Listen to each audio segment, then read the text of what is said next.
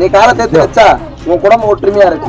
நீ காலை பிரிச்சு வச்சு பாப்பா உன் குடும்பத்துக்கு தரித்திரம். பாருங்க இதை 1 2 3 குத்தி அந்த சாமிக்கு முன்னாடி அடிப்பேன். அந்த தட்டுல இருக்கிற பாம்பு வெளில வரும். எல்லாரும் ஒரு உதவி பண்ணுங்க. உதவினா மறுபடியும் காசு கேட்க போற நினைக்காதீங்க. தர்மம் ஒரு வாட்டி தான்.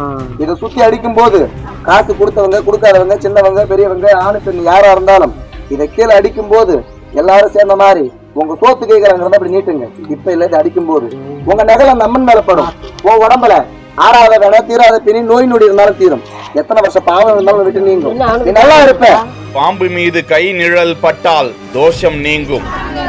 எல்லாரும் நல்லா இருக்கணும். யாருக்கும் கெட்டது கூட சொல்லுங்க. எல்லாரும் நல்லா இருக்கணும். நம்ம நினைச்சா கண்டிப்பா நம்ம நல்லா இருப்போம். நம்ம மட்டும் நல்லா இருந்தா போதும் நினைச்சா அது அதிக ஆசை அதிக தத்திரம். 10 பேர் சனி ஒரு ஆள் மேல வரக்கூடாது. காலை தூக்கி ஓம் சத்தியம் சனியும் போச்சு குடும்பத்து வாழவே நம்ம நல்லா இருக்கணும்னு நினைக்கிறார் பத்தியா. அப்புறம் குடும்பத்துல 100 அக்கவர் நினைச்சது ஜெயம் பண்ண. பாம்பை வைத்து சித்து வேலை. நபரை தீவிரமாக தேடும் போலீஸ். திரைப்படத்தில் வருவது போன்று பொதுவான ஒரு இடத்தில் பாம்பை வைத்துக் கொண்டு மக்களை ஒன்று திரட்டி உங்களது தோஷம் நீங்க வேண்டுமென்றால் உங்களுக்கு நன்மை கிட்ட வேண்டுமென்றால் உங்களது கால்களை சேர்த்து கைகளை நீட்டுங்கள்.